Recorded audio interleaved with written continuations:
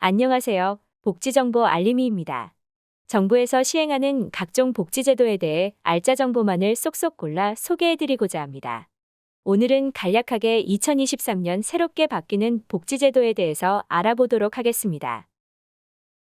첫 번째는 부모급여입니다. 부모급여는 출산이나 양육으로 줄어드는 가정의 소득을 보전하고 양육 부담을 낮추기 위해 도입되었습니다. 2023년 1월부터 태어나는 아동을 포함하여 0에서 11개월의 만영세 아동은 매월 70만 원을 받게 되고 만 1세 아동의 경우는 2022년 도입된 영아수당 대상자가 전환되는 것이므로 2022년 1월 출생아부터 매월 35만 원을 받게 됩니다. 어린이집을 이용하는 경우에는 만 0세와 만 1세 모두 보육료 바우처를 받을 수 있으며 만 0세는 부모급여 70만 원이 보육료 바우처 지원 금액보다 커서 그 차액인 18만 6천 원을 현금으로 받게 됩니다. 2024년에는 0세 아동은 월 100만 원까지 확대할 계획이고 1세 아동은 월 50만 원까지로 점진적으로 확대할 계획입니다. 부모급여는 아동의 주민등록상 주소 지음 면동 주민센터에 방문하거나 복지로 또는 정부24 누리집 홈페이지를 통해 온라인으로 신청할 수 있습니다. 종일제 아이돌봄 서비스를 이용하는 경우에는 가구의 소득에 따라 지원 금액이 달라지므로 가구의 소득 유형 및 이용 시간에 따라 부모급여와 종일제 아이돌봄 서비스 지원 중 더 유리한 지원 방식을 선택하면 됩니다.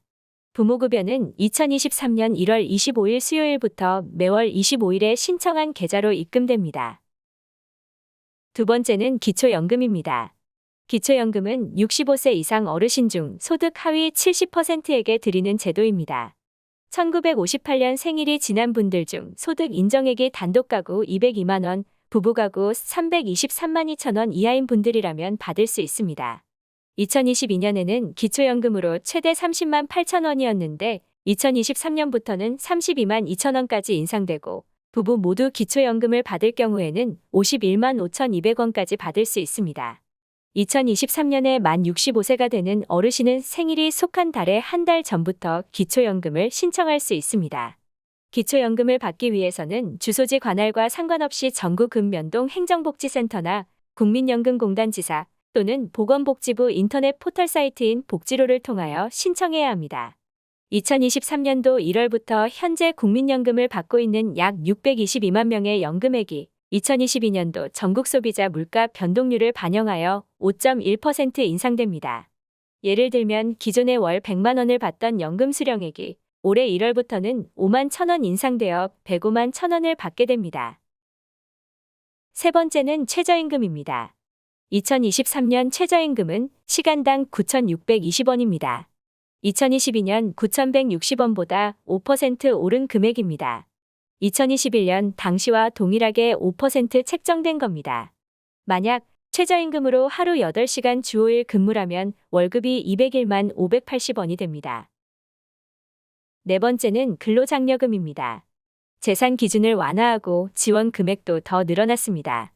재산 2억 4천만 원 미만도 받을 수 있고 근로장려금 최대 지급액도 늘어서 단독 가구 165만 원, 헛벌이 가구 285만 원, 맞벌이 가구 330만 원으로 인상됩니다.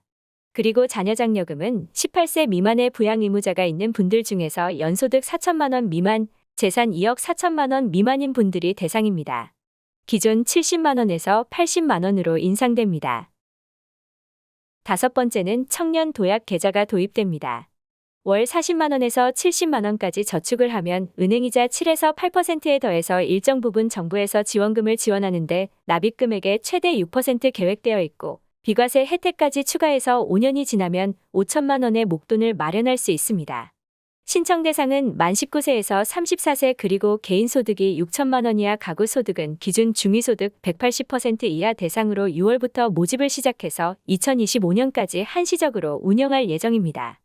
한편 구직 단념 청년 도약 준비금이 신설됩니다. 구직을 포기하는 청년들이 늘어나면서 이러한 청년들에게 구직 의욕을 고취하고 자신감 회복 및 진로 탐색 등의 고용 지원 프로그램을 맞춤형으로 제공하면서 동시에 청년 준비 도약금을 최대 300만 원까지 지원하는 제도입니다. 여섯 번째는 긴급복지 지원 제도입니다. 정부는 생활이 갑자기 어려워진 가정에게 긴급복지 지원 제도를 지원해주고 있는데 2022년보다 생계 지원 금액과 주거 지원 한도액이 늘었습니다. 한 달에 1인 가구 62만 원, 2인 가구 103만 원, 3인 가구 133만 원, 4인 가구 162만 원 받을 수 있습니다. 주거급여 대상 기준도 완화됩니다. 정부는 소득과 재산이 적은 분들에게 월세나 전세보증금, 자가 가구에게 주거에 필요한 비용을 지원해주고 있습니다. 소득과 재산 조건이 된다면 나이 상관없이 주거비를 매달 지원해주고 전기요금, 도시가스요금, 휴대폰 요금, 쌀값 할인도 해주고 문화누리카드나 에너지 바우처, 스포츠 강좌 바우처 등 여러 바우처도 받을 수 있습니다. 각종 바우처 제도의 대상자가 확대되고 금액이 인상됩니다. 먼저 저소득층 냉난방비를 지원하는 에너지 바우처는 바우처 제도가 시작된 이래로 역대 최대인 50% 수준으로 인상해서 연간 12만 7천 원에서 18만 5천 원으로 늘어나고 문화누리카드 예산은 2,102억 원으로 2022년보다 221억 원 증액되어 1인당 연간 11만 원, 스포츠 강좌 이용권 예산은 852억 원으로 2022년보다 333억 원 증액되어 기존 월 8만 5천 원 10개월에서 2023년부터는 9만 5천 원씩 12개월로 금액과 기간이 모두 늘어납니다.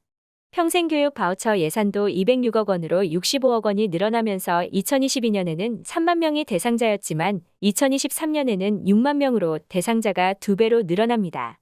2023년에는 소득 인정액 기준 소득 46%에서 47%로 변경됨에 따라 소득 인정액이 1인 가구 97만 원, 2인 가구 162만 원, 3인 가구 208만 원, 4인 가구 253만 원 기준이 완화되어 주거 급여를 받을 수 있게 되었습니다. 기본 공제액과 주거재산 한도액을 높여서 재산 기준을 완화합니다. 교육급여의 교육활동 지원비는 23.3% 큰 폭으로 상향합니다. 추가로 갑작스러운 실직이나 입원 등의 어려운 상황이 발생했을 때 지급하는 긴급복지지원금은 4인 가구 기준으로 기존 월 154만 원에서 생계급여와 동일한 수준인 162만 원으로 인상됩니다. 한부모 양육비 기준도 중위소득 52%에서 60%로 크게 완화되고 청소년 한부모는 60%에서 65%로 완화되면서 3만 8천 명이 추가로 양육비 지원을 받을 수 있게 됩니다. 7번째는 지하철 버스 정기권입니다. 지금은 서울, 경기, 인천 등에서는 정기권이 있는데 지하철에서만 환승할 수 있어서 버스로 환승할 때는 할인이 안 됩니다. 2023년부터는 이를 보완한 지하철 버스 통합 정기권이 나옵니다. 30일간 최대 60회까지 최대 40% 할인된 금액으로 대중교통을 이용할 수 있습니다. 2023년 6월부터 시행 예정입니다. 8번째는 국민취업지원제도입니다. 국민취업지원제도는 근로 욕구는 있지만 지금 일하고 있지 않은 분들이 취업을 잘할 수 있도록 돕는 제도입니다. 2023년에는 보장성이 강화돼서 기존 한 달에 50만 원 주던 수당에 부양가족 1인당 10만 원씩 월 최대 40만 원을 추가 지원해 줍니다.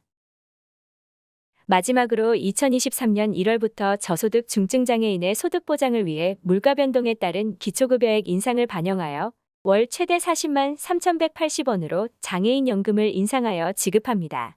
장애인연금은 장애인의 생활 안정 지원을 위해 2010년 7월 도입된 제도로서 만 18세 이상의 등록 중증장애인 중 본인과 배우자의 월 소득 인정액이 선정기준액 이하인 분들에게 매월 급여액을 지급하는 소득보장제도입니다.